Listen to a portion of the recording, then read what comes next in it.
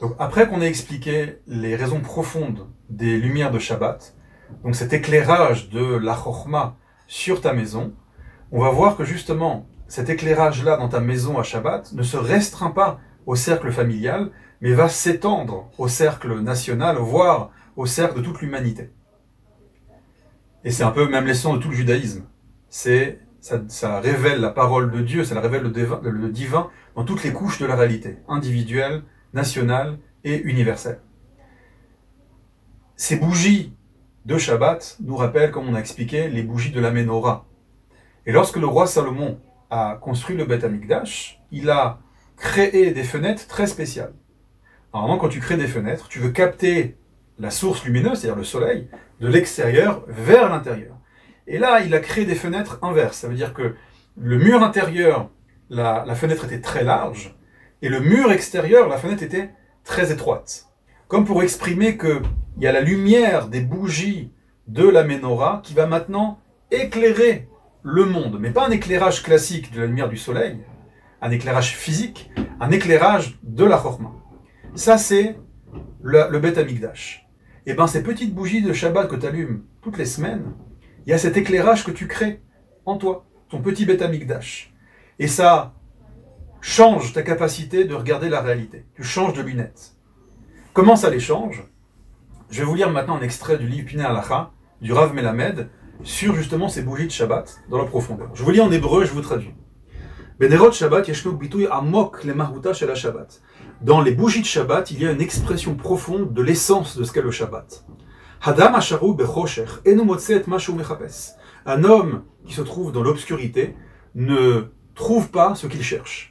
Venitkal venirshal bereitav vechol beto nidme be'enav ketohu vabou. Et donc quand tu es dans l'obscurité, un peu comme ce qu'on avait dit précédemment, d'accord, tu trébuches, tu peux te faire mal, et toute ta maison, quand tu éteins ta maison, te paraît un peu comme tohu bohu, c'est-à-dire dans le désordre. Ou misha chez l'ikner shel Shabbat ba shalom labait. Et au moment où il allume ses bougies de Shabbat, arrive le shalom dans sa maison. Veu roe shekol hareitim lo baou la leshamesho, vekol chefetzav munachim bimkomam, ou yachol le'aneg ad Shabbat beseudato. Et donc il voit que tous les meubles de sa maison sont à leur place et il peut profiter du Shabbat. Ça, c'est au niveau du cercle de la famille. Maintenant, si on élargit le cercle, lorsqu'on s'approfondit sur le monde avec un regard superficiel, le monde apparaît comme un monde de désordre, un monde de disputes, un monde de guerre. Complètement perturbé dans le désordre, sans a priori aucun espoir de réparation.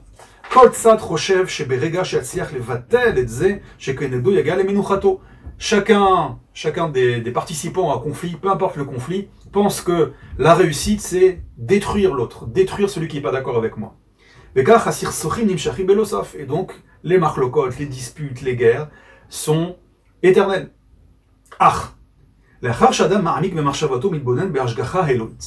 Mais après que l'homme s'approfondit dans sa pensée et justement se connecte à cette dimension des bougies de la Chokhmah divine qui arrive à ce moment-là, à travers ces bougies-là, ces bougies sont comme un sinor, comme un canal de la Chokhmah divine, à Chosher Mistalek.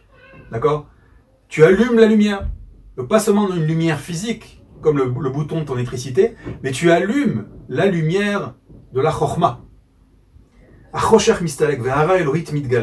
L'obscurité disparaît et la lumière divine apparaît. Et tout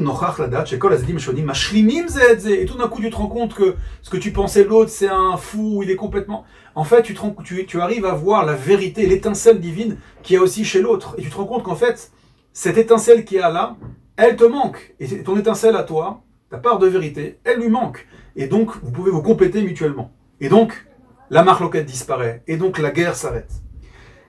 Et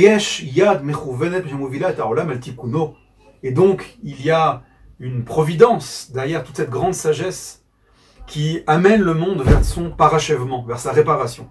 Et de toutes les souffrances, et de toutes les difficultés, et de tous les malheurs, pourra naître à ce moment-là, pourra fleurir des délivrances et des consolations. C'est ce qu'on se souhaite, et ça c'est grâce aux bougies de Shabbat.